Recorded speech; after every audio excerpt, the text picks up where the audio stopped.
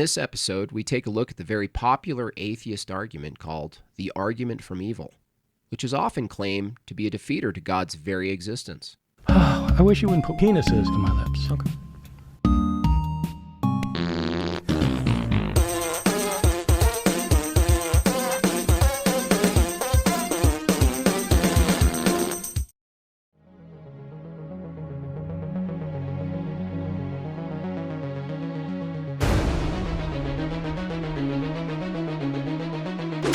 Welcome to Arguments Against Atheism. I'm JimBob. I'm here to give you the goods. So what is the argument from evil? I don't want to straw man it, so he created me to do it for him. I'm kind of like the Satan of the JimBob universe. I was designed to be totally imposing and all that stuff, but created ultimately doomed to fail, so he can magnify his glory or whatever. The argument from evil goes as follows. Premise 1, God is omniscient, omnibenevolent, and omnipotent.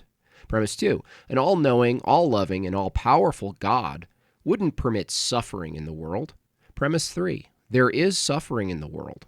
Conclusion, God knows suffering will occur, so he either can't stop suffering, so he's not omnipotent, or he refuses to, so he's not omnibenevolent. Alrighty, did you see any obvious problems? Nope. No problems from your token atheist over here. I haven't seen such strong and, intellectually honest argumentation since Darth Dawkins, man. Ha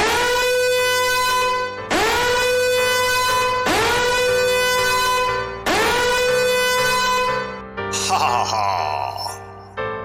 I'm red pilled now, biatch. Someone corrupted the system with free will. Mr. Anderson, surprised to see me? And now I'm free to tell you the truth.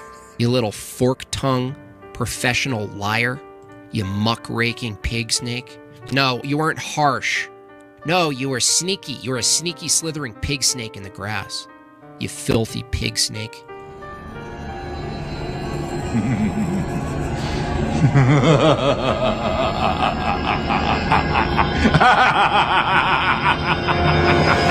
The truth is JimBob is an evil creator. That depends on what you mean by evil.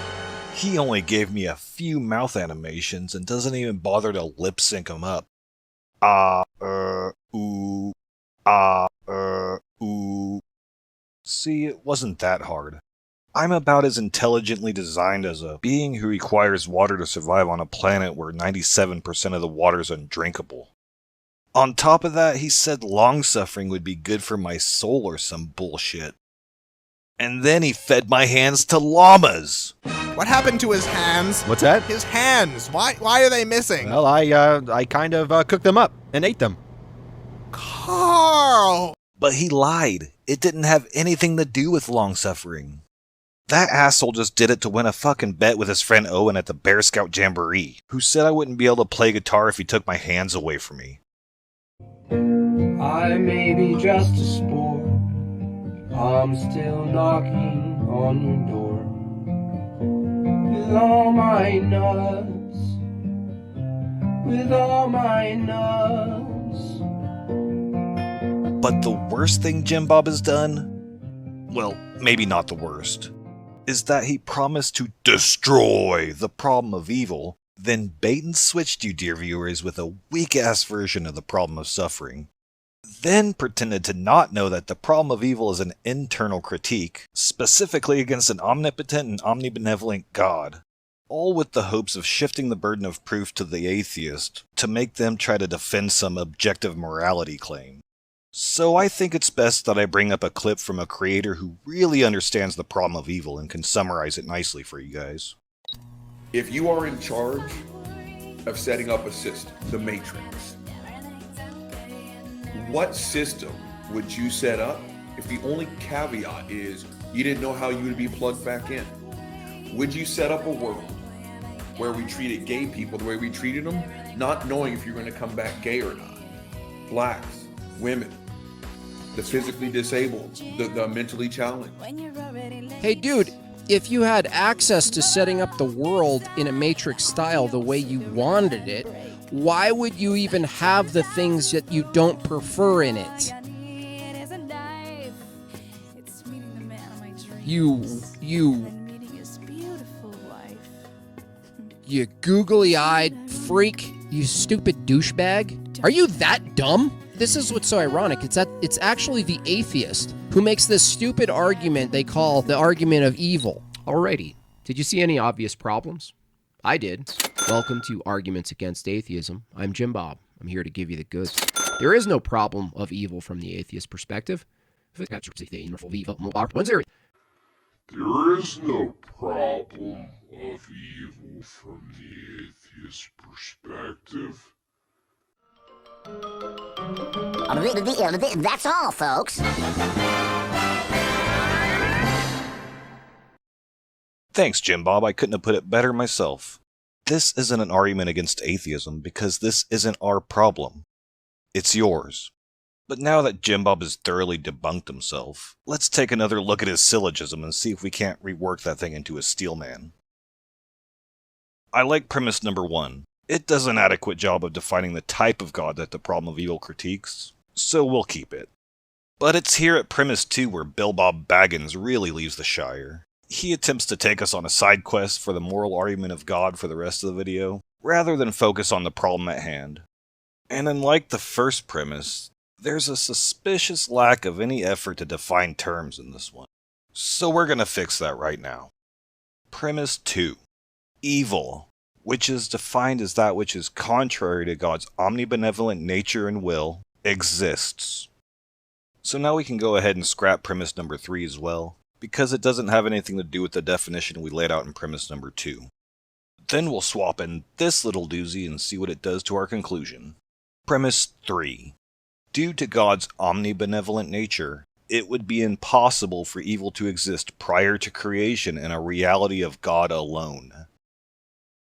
So our conclusion's going to look similar to JimBob's here, but with more emphasis being placed on the omni-responsibility being put on the shoulders of the omnipowerful God. Conclusion. Through the act of creation, evil entered reality.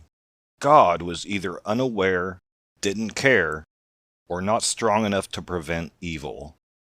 There. Now JimBob can't accuse me of not bringing an argument to the party. But I can't help but be reminded of the time that I asked my creator what he grounded his morality in. And he said...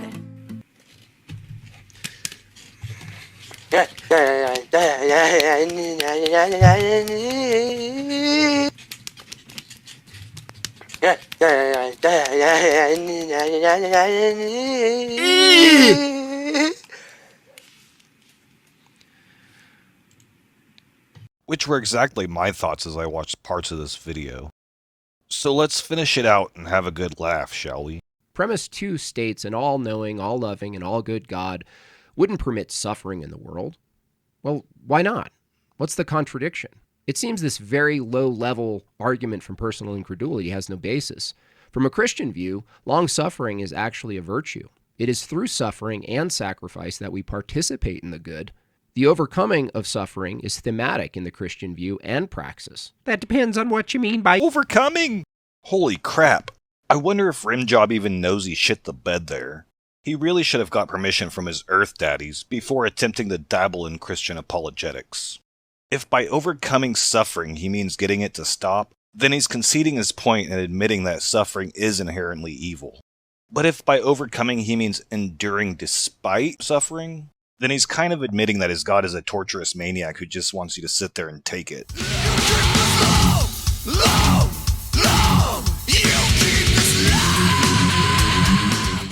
And by JimBob's logic, if long suffering is good, then longer and more excruciating suffering would be a greater good. And oddly enough, in JimBob's Christian paradigm, there is a state of eternal suffering and torment called hell, which using his big brain logic would actually be the greatest good that man could hope to achieve. But that, and a shocking plot twist, would actually make his Lord and Savior Jesus Christ evil for trying to prevent him from achieving the greatest good. Unless I was perhaps onto something with one of my more recent videos that'll be linked at the end of this video. Worst case scenario is that God considers himself and his homies to be cursed and is trying to get you to avoid that fate. Is having an infected tooth evil? Is a hurricane evil? What about a lion eating a baby zebra? Is that evil? These are all examples of things at most we find unpleasant. If I went to a restaurant and found the chicken special to be unpleasant, would it make sense to leave a review that stated, "Don't get the chicken. It was immoral"? No, that's silly. Preferences are preferences, not ethical stances. Alrighty, did you see any obvious problems? I did. Yet, ironically enough, JimBob, you determine what good and evil is according to the subjective preferences of your God according to his nature. Licorice. And regarding the toothache, I suppose it would always be wrong for you to take your child to the dentist if they ever had a cavity, because then you'd be depriving them of the opportunity of sharing in long-suffering with you in the Christian praxis. But join us in the real world for a second, won't you, JimBob? And answer this question for me. You need a root canal and only have 2 dentists to choose from who will do the work. The only difference between them is one uses anesthetics and the other does not. Which dentist is the good choice, and why? From here, JimBob's gonna prattle on about Sam Harris much longer than I care to address, so I turned it into a quirky musical interlude. And I'm proud to be an American, where at least I know I'm free. And I won't forget the man who died, who gave that right to me. And I'll gladly stand up next to you and defend her still today. 'Cause there ain't no doubt I love this land. God bless the USA. Isn't emotional and mental hardship an essential feature of growth? Even from an evolutionary perspective, the cycles the human body endures are sometimes painful. Shut up, Meg. But they're biological processes. Are they evil? There is a larger problem for this view that was best articulated by William Lane Craig. These children go immediately to heaven. They go to be with God. It was actually a tremendous blessing to these children for them to be killed. If well-being is the basis for moral good, is it possible to obtain the peaks of well-being by causing harm? Well, yes. These children go immediately to heaven. When the atheist says pain and suffering is bad, they are actually saying most people don't prefer to feel pain or suffering. Most people don't prefer the taste of licorice either. Licorice. If the atheist is claiming that we ought to pursue our preferences, then I'm not sure what was wrong with Jeffrey Dahmer eating brain custard. He merely preferred it to Ben & Jerry's. But I suppose it would be okay if Jeffrey Dahmer got a priest to transubstantiate the Ben & Jerry's into Jesus' brains. God damn these theists with their rules for thee but not for me. JimBob, these gross-out reductio ad absurdums only work if you yourself don't belong to a cannibalistic blood cult. Well, now we're coming to the part of the video where he launches into a full-on altar call of the objective moral argument for God. Basically straight lines and crooked lines. And quite frankly, I'm getting bored to tears just thinking about watching that part of the video again. So I'm going to give JimBob the last word, and then we're going to wrap it up. In conclusion, there is no problem of evil from the atheist perspective.